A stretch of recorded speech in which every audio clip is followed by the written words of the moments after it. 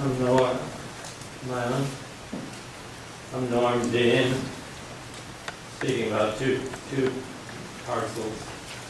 One has an address 3463 Park Street. The other I'm not quite sure of. We don't have a road to the lighthouse, but I was just assigned something like 3520 Opal Drive.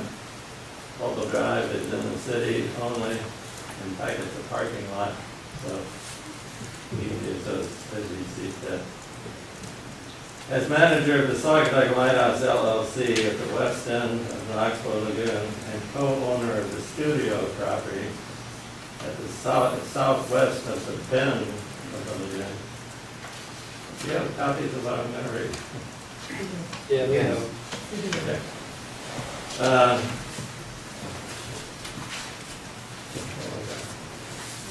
We oppose the height variance requested by Singapore Dunes LLC to construct 4 condominium buildings of 24 and 16 units each on the north side of the basin of the Kalamazoo River. Both of our family-owned properties have direct views of the applicant's proposed buildings and are separated from them only by water, the Kalamazoo River and Oxbow Lagoon, and vacant land is permanently preserved as the Suag Twp Harbor Natural Area or Talmadge Woods.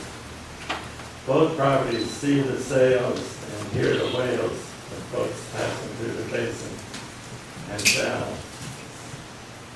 Our family has owned the Suag Twp Lighthouse property since 1937, currently zoned R4. We are perhaps the closest lakeshore private neighbor, and our property most closely resembles the subject property in terms of topography, ecology, pristine beauty, cultural significance, and history.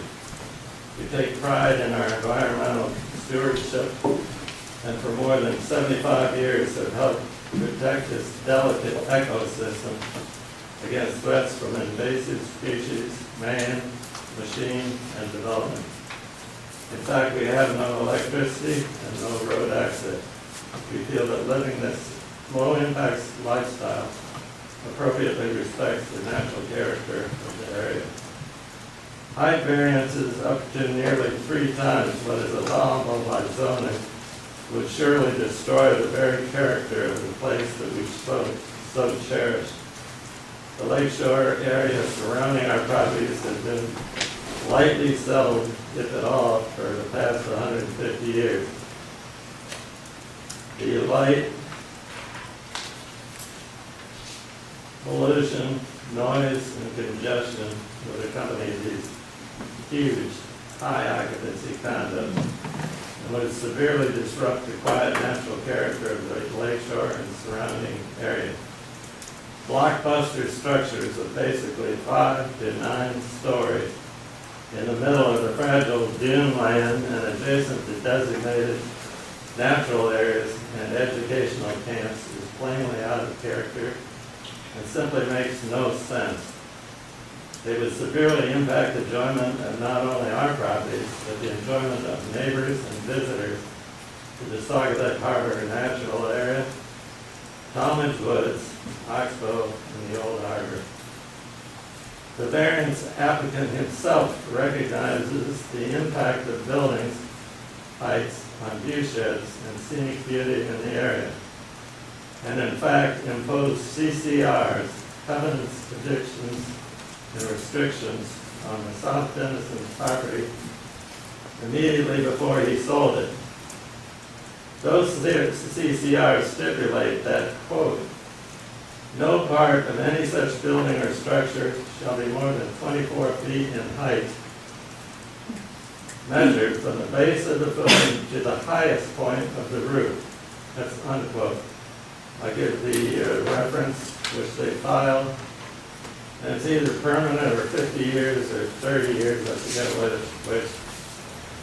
I give the footnote of the LIBOR and page number that is recorded in elegant. So he has thus provided the best reason for denying his own application. He knows what the appropriate scale is.